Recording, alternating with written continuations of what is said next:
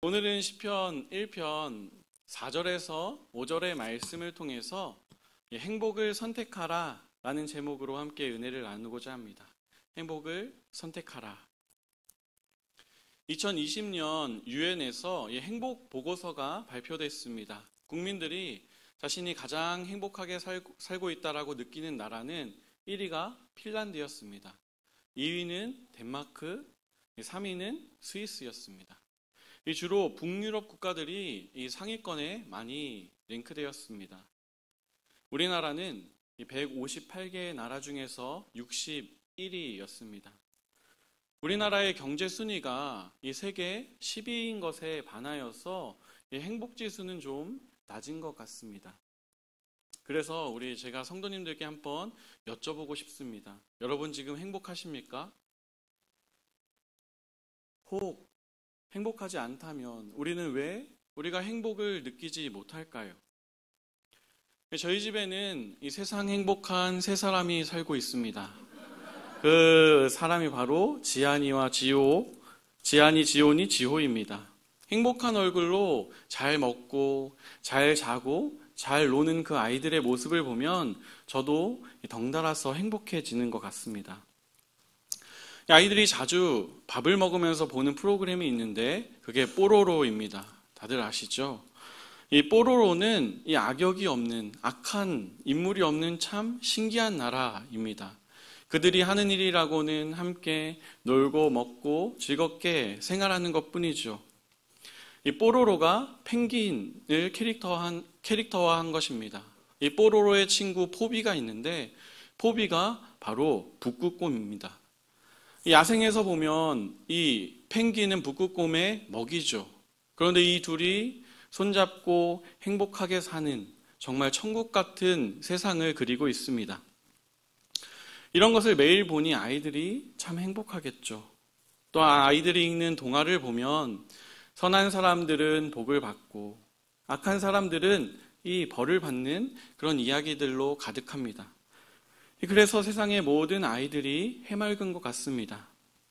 그런데 어디 세상이 이런 동화처럼 그렇게 이루어지던가요? 제가 청년 때 한 선배가 저에게 고민 상담을 해왔습니다. 자기가 누구를 미워하기가 너무너무 싫은데 그 사람을 말씀대로 용서하고 싶은데 그게 잘 안 된다는 거죠. 사정을 들어보니까 친척 중에서 어떤 분이 그 선배의 집안에 큰 손해를 끼치게 된 것입니다. 그때 여파로 집안이 아주 어려워지고 그때까지 회복을 못한 거죠. 그런데 그 친척은 잘 살고 있더라는 겁니다. 자세한 내막은 알지 못했지만 이 돈을 훔쳐놓거나 아니면 이렇게 편법을 써서 자신만 교묘하게 빠져나간 것이죠.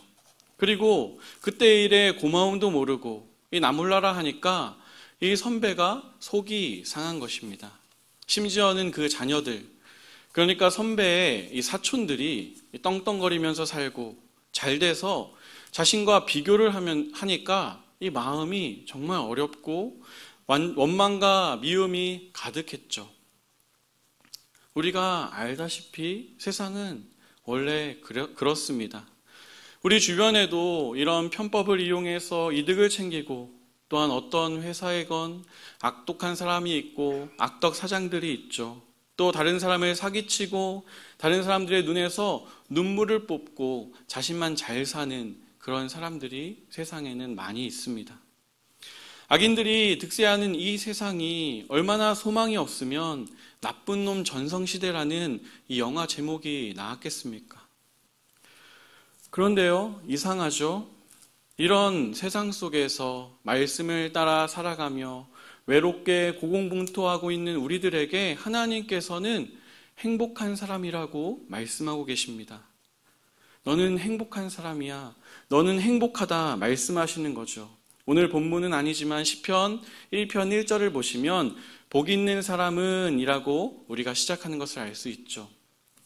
우리 성경은 본문은 복 있는 사람이라고 시작하지만 히브리어 원문에서는 아시레라고 이렇게 시작합니다. 이 아시레는 복되도다, 행복하도다, 행복하다라는 감탄사입니다. 그러니까 이 카톨릭 성경은 그 느낌을 잘 살려서 시편 1편 1절을 이렇게 번역했습니다. 행복하여라. 악인들의 뜻에 따라 걷지 않고 죄인들의 길에 들지 않으며 오만한 자들의 자리에 앉지 않는 사람. 어떻습니까? 좀 더 시적인 느낌이 살아나지 않습니까? 행복하도다. 신명기 33장 29절은 말합니다. 이스라엘이여 너는 행복한 사람이로다. 여호와의 구원을 너같이 얻은 백성이 누구냐? 여기서도 동일하게 말씀하시죠. 행복한 사람이로다. 신약시대에 우리 성도들이 바로 영적인 이스라엘 아닙니까? 하나님께서 지금 우리에게 너희는 행복한 사람이야 라고 말씀하십니다. 사랑하는 성도님들, 우리가 어떻게 느끼건 상관없이 우리는 하나님께서 말씀하시기에 행복한 사람입니다. 그렇다면 불공정하고 불평이 가득하고 억울함이 있는 또 악인이 득세하는 이 세상에서 우리가 어떻게 행복을 느끼며 살아갈 수 있을까요? 오늘 본문을 통해서 3가지로 살펴보고자 합니다. 행복을 선택하기 위해서 첫 번째로는 부끄러움을 부러워하지 말아야 합니다. 죄송하지만 한번 따라해 주시겠습니까?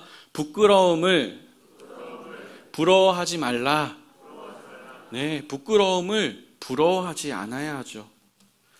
요즘 청년들이 꿈꾸는 인생이 무엇인지 아십니까? 나이 40이 되기 전에 어떻게든 돈을 모아서 주식이나 비트코인, 부동산으로 돈을 악착같이 모아서 이 40 전에 평생 살 돈을 다 모아놓는 것입니다. 그리고 그 돈을 가지고 이 품에 넣은 사표를 가져다가 사장님 앞에 딱 놓고 사장님 열심히 일하세요. 저는 갑니다. 라고 말하는 것이 바로 청년들의 꿈입니다. 그리고 실제로 이렇게 된 사람들이 있어요. 그래서 이들이 책도 내고 유튜브에서도 화제가 되고 있습니다. 이런 사람들을 피어족이라고 합니다. 이런 사람들이 이렇게 유행하고 잘 나가는 이유가 있죠. 나도 그렇게 되고 싶다라는 거죠. 사실 이런 삶 자체가 잘못된 것은 아닙니다. 돈이 많은 게 왜 죄가 되겠어요? 하지만 그들의 인생 계획 가운데 하나님이 없고 나만 생각하고 자신만 잘 먹고 잘 살기 위한 인생이기 때문에 그것이 문제가 되는 것이죠. 성도님들, 나만을 위한 인생, 자기만 살아가기 위한 계획에서 어떻게 가치 있는 것이 나오겠습니까? 어떻게 선한 것이 나올 수 있을까요? 그런데 제가 아까 부끄러움을 부러워하지 말라라고 이렇게 말씀드린 것은 저도 아주 가끔은 그런 삶이 부러울 때가 있기 때문입니다. 혹시 저만 그런가요? 아니죠. 누구나 이런 삶은 꿈꾸기도 하고 부러워하기도 하지 않습니까?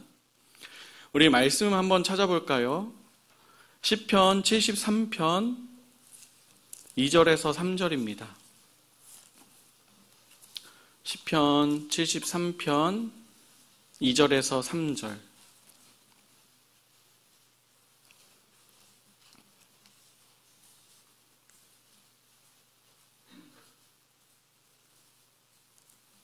네, 우리 한 목소리로 함께 읽겠습니다. 나는 거의 넘어질 뻔하였고 나의 걸음이 미끄러질 뻔하였으니 이는 내가 악인의 형통함을 보고 오만한 자들을 질투하였음이로다. 아멘. 악인의 형통함을 보고 오만한 자들을 질투하였다.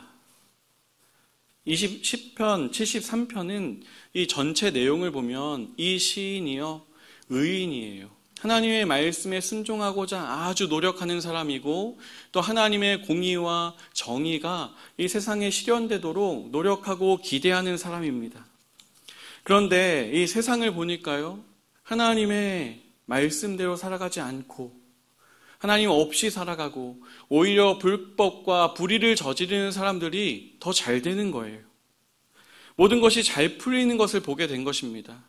그들은 불의를 행하는데도 잘 먹고 잘 살고 건강하고 자녀마저도 잘 되는 거죠. 그리고 죽을 때는 좀 고통스럽고 병들어서 죽으면 너무 꼬시겠는데 죽을 때마저도 행복한 거예요. 편안하게 죽는 것입니다. 그 모습을 보면서 시인이 2절에 보시면 거의 넘어질 뻔했고 미끄러질 뻔했다. 뒤에 보시면 질투가 났다. 시인이요, 이 믿음이 흔들리고 또 불신앙 가운데 거의 빠지게 될 뻔했다라는 것입니다. 우리 주변에도요, 이런 사람들이 많이 있어요. 하나님 없이 잘 살아가는 사람들. 하나님 없이 살아가는 것뿐만 아니라 오히려 편법과 불의로 이득을 챙기는 사람들이 우리 주변에 있죠. 돈을 많이 모으는 사람들이 있습니다.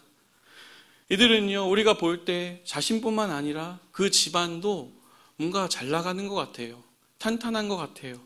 그들이 쌓아놓는 성이요, 무너질 것 같지 않아 보여요. 또한 돈이 있으니까, 여유가 있으니까 몸 관리를 잘하죠. 그러니까 건강하게 오래 살아요. 언뜻 보기엔, 우리가 보기에는 이들이 참 형통한 것 같아요. 학교에서는요, 대학생들은 컨닝한 친구가 장학금을 받는 경우가 있어요. 부모님 백으로 회사에 입사하고 돈 좀 있다고 갑질하는 이 세상을 바라보면요, 우리가 정말 하나님이 이 세상을 통치하시는가? 라는 의문을 갖게 되는 거죠. 또 시험에 들기도 하고 원망하는 기도를 하나님께 쏟아놓기도 합니다. 그러는 한편 우리는 그들의 만사형통, 또 그들의 삶을 우리의 마음 한켠에는 부러워하기도 한다는 거죠. 그런데요, 성도님들, 부러워하실 것 하나 없습니다. 그들을 부러워할 것이 전혀 없습니다. 부러워하지 마세요. 우리 옆에 있는 시편 73편 17절을 볼까요? 73편 17절입니다. 함께 읽겠습니다. 하나님의 성소에 들어갈 때야 그들의 종말을 내가 깨달았나이다. 아멘. 시인들이 보니까요, 악인들이 잘 되고 심지어 죽을 때까지 평안한 모습을 보니까 시험에 들었어요. 믿음이 거의 무너질 뻔했어요. 그런데 성전에 들어갔을 때, 하나님 앞에 나아가 자신의 마음을 쏟아놓고 하나님께 나아갔을 때 그들의 마지막을 하나님께서 깨닫게 해준 것이죠. 오늘 본문 시편 1편의 5절은 이것을 심판이라고 선언합니다. 우리 본문으로 다시 돌아가서 시편 1편 5절을 함께 읽겠습니다. 그러므로 악인들은 심판을 견디지 못하며 죄인들이 의인들의 모임에 들지 못하리로다. 아멘. 심판의 동그라미를 한번 쳐보시기 바랍니다. 심판을 견디지 못한다. 이 모든 것에는 끝이 있고 심판이 있다라는 것이죠. 이 추수의 날 키즈를 할 때 바람이 불면 쭉정이들이 바람에 쓸려서 날아가는 것처럼 이 심판이라는 바람이 불면 그들이 의지했던 모든 것들, 그들이 부러워했던 모든 것들이 날아가는 것이죠. 우리는 이 세상의 삶이 끝이 아닌 걸 알고 있습니다. 악인들, 하나님 없이 살아가는 사람들, 악한 일로 자신의 성을 쌓고 그 살아가는 사람들이, 그들에게는 하나님의 심판이 기다리고 있습니다. 그들의 돈, 그들의 명예, 그들의 건강, 다른 사람의 눈과 눈물과 피로 쌓은 그들의 이익, 그 모든 것들이 하나님 앞에서는 부끄러운 것이 됩니다. 부러운 것이 아니라 부끄러운 죄의 짐들이 된다는 거죠. 하나님 앞에서 부끄러워질 것들을 부러워하지 않는 인생이 바로 행복한 인생입니다. 악인들의 성공이 부러우십니까? 그들이 쌓은 바벨탑과 같은 높은 권력이 부럽습니까? 컨닝으로 얻은 장학금이 부럽나요? 부모님 찬스로 얻은 직장은 어떻습니까? 불의로 쌓아둔 재물이 부러우시다면 지금 하나님께 나아가시기 바랍니다. 하나님을 바라보시기 바랍니다. 하나님 앞으로 나아가 우리의 마음을 쏟아놓을 때 하나님께서는 우리에게 심판을 보게 하십니다. 그 심판은 악인들에게는 형벌의 심판이요, 그리스도인 우리들에게는 상급의 심판입니다. 그렇기에 우리는 하나님 앞에서 부끄러운 것들을 부끄러워하지 않는 그 인생을 살아야 합니다. 이것이 행복을 선택하는 삶입니다. 우리가 설교의 제목처럼 이 행복을 선택하기 위해서 두 번째는 이 복과 형통에 대한 관점이 변해야 합니다. 이 관점이란 말은 이 어떤 상황을 해석하는 눈입니다. 우리가 살면서 이런저런 일들을 겪고 여러 가지 정보들을 얻죠. 그리고 뉴스를 보고 책을 읽으면서 여러 가지 지식들을 얻습니다. 그런데 그 지식들을 있는 그대로 받아들이는 것이 아니라 자신의 나름대로 해석하고 의미를 부여해서 받아들이는데 그것이 바로 관점입니다. 처음에 말씀드린 것처럼 세상을 보면 종종 악인들이 잘 사는 것 같이 느껴집니다. 그것을 보게 되죠. 실제로도. 우리에게 복에 대한 관점이 세속적인 관점, 세속적인 형통에 대한 복의 관점이 있다면 언뜻 보기에는 그들이 복 있는 사람이죠. 그들이 형통한 사람이고 행복한 사람입니다. 하지만 하나님께서는 그들을 다르게 평가하시는 것을 볼 수 있습니다. 4절을 보십시오. 4절을 보시면 악인들은 그렇지 아니하며 오직 바람에 나는 겨와 같도다. 여러분 혹시 퀴즈를 해보신 분들 계십니까? 제가 퀴즈를 한 번도 안 해봐서 경험이 없다 보니까 유튜브를 찾아봤어요. 봤더니 이렇게 곡식을 이렇게 넣고 곡식과 이렇게 벼도 이렇게 넣고 같이 넣고 탁탁탁 털면 곡식은 밑으로 내려오고 이 겨와 그 먼지들은 밖으로 날아가더라고요. 제가 본 게 이 팥하고 이 들깨였는데요. 어르신들이 정말 기가 막히게 퀴즈를 하시더라고요. 이 영상을 보고 있으니까요. 제가 이 땅콩을 먹을 때가 딱 생각이 났습니다. 제가 퀴즈는 안 해봤어도 땅콩은 좀 먹어봤거든요. 이 바삭하게 구운 땅콩을요. 보통 깔 때 바삭하는 소리가 나죠. 그리고 땅콩을 먹을 때 이 땅콩 껍질이 이렇게 튀니까 이 봉투 안에서 이렇게 먹지 않습니까? 봉투 안에서 이렇게 까서 먹을 때 이 땅콩을 거의 다 먹어가면 땅콩 껍질은 엄청 많고 땅콩 알맹이는 별로 없어요. 그러면 그때 찾으려고 막 이렇게 헤집다가 땅콩과 땅콩 껍질을 이렇게 한 움큼 같이 잡죠. 그리고 그 위에서 톡톡 이렇게 털면 땅콩이 이렇게 쉽게 찾을 수 있죠. 그런데도 안 찾아진다. 그러면 후 하고 불면 이 껍질이 다 날아가서 땅콩을 우리가 얻을 수 있습니다. 대신 이 땅콩 껍질이 바닥에 떨어지니까 이 어머님과 아내에게 혼날 수 있죠. 그런 단점이 있습니다. 근데 이 바닥에 떨어진 땅콩 껍질이요. 정말 쓰잘데기가 없으니까 쓸모가 없으니까 청소기 속으로 들어갑니다. 악인들이요. 꼭 이렇다는 거예요. 여기서 악인들은 도덕적으로 윤리적으로 문제 있는 사람, 결함이 있는 사람을 포함한 하나님을 모르고 하나님을 믿지 아니하며 하나님을 멸시하는 모든 사람을 의미합니다. 이들은요, 하나님이 아닌 자신을 믿으며 살아가죠. 그들은 세상의 관점으로 보면 복이 있고 형통한 것처럼 보이기도 해요. 그들은 자유롭고 부족함 없이 살아가는 모습이요, 부럽기도 해요.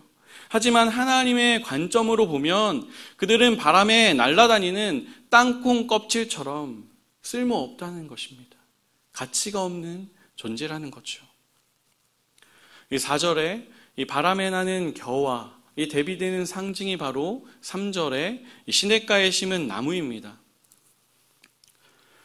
이 히브리어로 쭉정이가 바로 오츠라고 합니다. 오츠. 이 나무는 에츠예요. 시인이 의도적으로 이런 단어를 선택한 겁니다.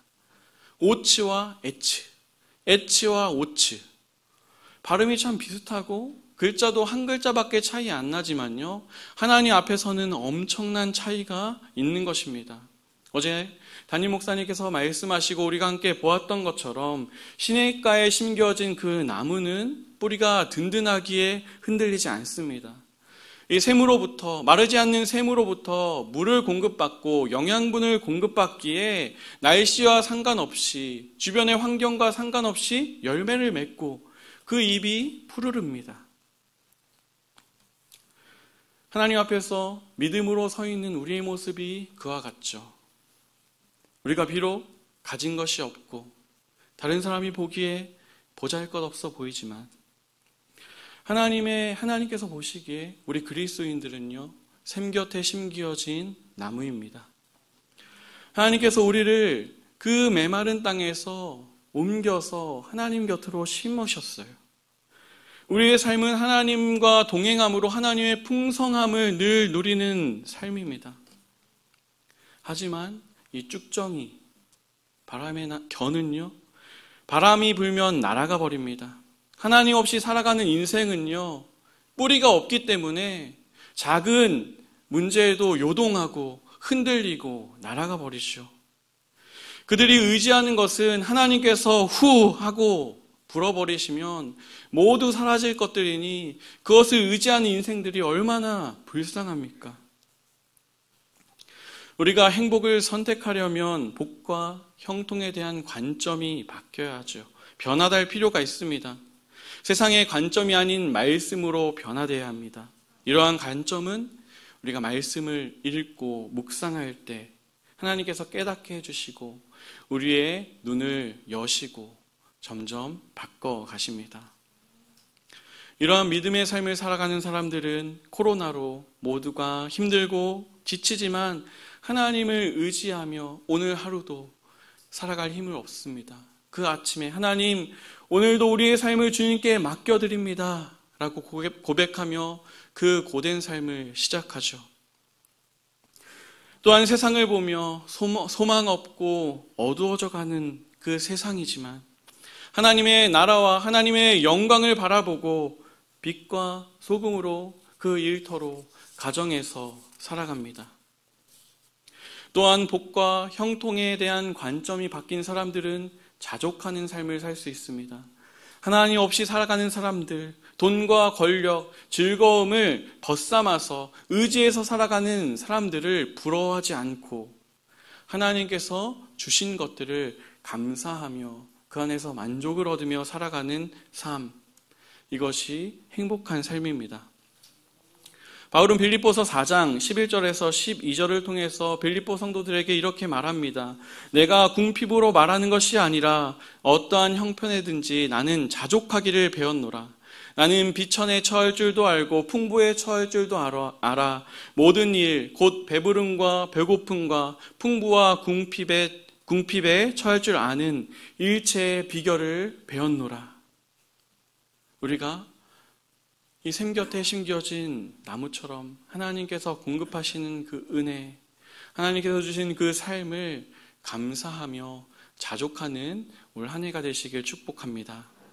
말씀으로 인해 복과 형통에 대한 관점이 변화된 2022년이 되길 소망합니다. 다른 사람과 비교해서 낙심하지 마시고 일이 풀리지 않는다고 실망하고 악인이 잘 되는 것을 보며 시험 들지 마시고 하나님을 바라보시면서 그분의 풍성함을 누리고 신령한 복을 경험하며 나는 행복한 사람입니다. 나는 하나님으로 행복한 인생을 살고 있습니다라고 고백하는 우리가 되길 부탁드립니다. 마지막 세 번째로 우리는 함께 가야 행복합니다. 이 그리스도인이 이 말씀대로 세상을 살아간다는 것은 참 외롭고 힘들 때가 있습니다. 왜냐하면 사회 속에서 우리는 소수일 때가 많이 있고 대세를 따르는 것이 아니라 하나님을 기쁘시게 하는 삶은 이 대세를 따르지 않고 삶의 가치관과 이 생활 방식도 아예 다르기 때문입니다. 그래서 외롭죠. 시편 1편 1절을 자세히 보시면 복 있는 사람이라고 나왔는데 그것이 단수입니다. 그런데 그 뒤에 나오는 악인들, 죄인들, 오만한 자들은 복수죠. 우리가 살아가는 세상의 모습이 꼭 이런 것 같아요. 대부분 하나님을 모르는 사람들 속에 우리는 살아가고 둘러싸여서 살아가고 있습니다. 혹시 예수님 때문에 외롭고 예수님 때문에 억울하고 손해보신 분이 계십니까? 그렇다면 지금 신앙을 잘 지키고 살고 있다라는 증거입니다. 그런데 우리가 언제나 외롭지만은 않습니다. 우리 5절, 오늘 본문 5절을 보시면 그러므로 악인들은 심판을 견디지 못하며 죄인들이 의인들의 모임에 들지 못하리로다. 1절은 비록 의인들이라는 단수로 시작했지만 5절은 의인들의 모임, 함께 모여 있다라는 거죠. 우리가 외롭지 않은 것은, 우리의 인생길이 힘들지만 외롭지 않은 것은 믿음의 동역자와 함께하기 때문입니다. 요한복음 14장에 보시면 예수님께서 내가 곧 길이요 진리요 생명이라고 말씀하셨습니다. 우리는 그리스도인들은, 그리스도의 제자는 예수님께서 가신 그 길을 따라가는 사람들입니다. 이 초대교회 때부터 예수님을 믿는 사람들을 그리스도인이라고 불렀어요. 이 안디옥 교회 때부터 그리스도인이라는 이 명칭이 나왔는데, 그리스도인이라고 불리기 전에는 예수님을 믿는 사람들을 길 위의 사람들이라고 불렀습니다. 아마 예수님께서 가신 그 길을 따라가는 사람들이기 때문에 그런 것 같습니다. 우리는 예수님께서 가신 그 길을 따라갈 때 그 길 위에서 수많은 사람들을 만납니다. 지금 양옆에 좌우에 계신 분들, 앞뒤에 계신 예배를 함께 드리는 동역자들이 있습니다. 또한 한 교회는 아니지만, 한 지교회는 아니지만 예수님을 주로 고백하는 수많은 믿음의 성도들이 있습니다. 그렇기에 우리가 걸어가는 이 믿음의 길이 외롭지 않습니다. 전도서 4장 9절에서 10절은 이렇게 말합니다. 두 사람이 한 사람보다 나음은 그들이 수고함으로 좋은 상을 얻을 것임이라. 혹시 그들이 넘어지면 하나가 그 동물을 붙들어 일으키려니와 홀로 있어 넘어지고 붙들어 일으킬 자가 없는 자에게는 화가 있으리라. 올해 송구영신 예배 말씀 기억하십니까? 히브리서 12장 말씀으로 믿음의 경주라는 주제로 말씀이 선포되었습니다. 근데 참 감사한 것이요, 이 믿음의 경주가요 1등을 가리는 경주가 아니라 이 완주가 목표인 경주라는 거예요. 금메달이 목표인 경주라면요, 다른 사람이 지쳐있을 때 더 빨리 뛰겠죠. 다른 사람들이 넘어지면, 휘청거리면 아싸 하고 달려가겠죠. 그런데요, 믿음의 경주는, 신앙의 경주는 다릅니다. 함께 가는 것이죠. 쓰러지면 일으켜주고, 뒤처지면 어깨동무해서 밀어주고, 쓰러지면 부축해주고, 함께하는 것이 바로 이 신앙의 경주입니다. 우리가 삼국제일교회입니다. 믿음의 경주를 함께 뛰는 파트너죠. 서로의 등을 맡기고 손을 잡아주는 따뜻한 우리 교회가 되길 축복합니다. 2022년도 이 믿음의 길을 함께 가기에, 함께 걷기에 우리는 행복한 사람들입니다. 말씀을 맺겠습니다. 하나님께서 우리를 행복한 사람들이라고 선포하십니다. 저는 이 설교를 준비하면서 계속 고민이 됐어요. 묵상하고 생각했어요. 나는 정말 행복한 사람인가? 이 설교를 난 행복하다라고 선포할 수 있을까?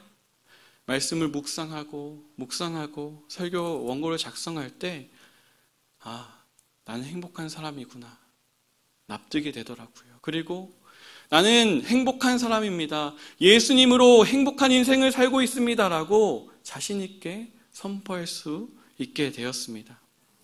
이것은 우리가 행복하다, 나는 행복하다, 자기 체면을 거는 것이 아닙니다. 믿음으로 행복을 선택하며 살아가는 것입니다.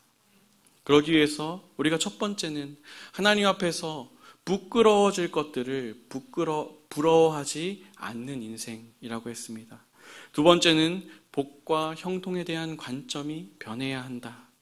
우리는 이미 복을 받은 사람들이고 신령한 복을 누리는 사람들이죠. 항상 감사하며 자족하는 하루하루 살아가시길 축복합니다. 세 번째는 혼자 신앙생활하는 것이 아니라 함께한다. 우리는 함께하기에 행복합니다. 감사가 행복해지는 연습이라면 불평은 불행해지는 연습이다라는 말이 있습니다. 올 한 해 하나님 없이 살아가는 그 사람들, 그들의 잘됨을 보고 부러워하고 불평하는 것이 아니라 하나님 앞에서 만족하고 하나님께서 주신 복을 기뻐하며 감사로 행복을 연습하며 선택하는 우리가 되길 축복합니다.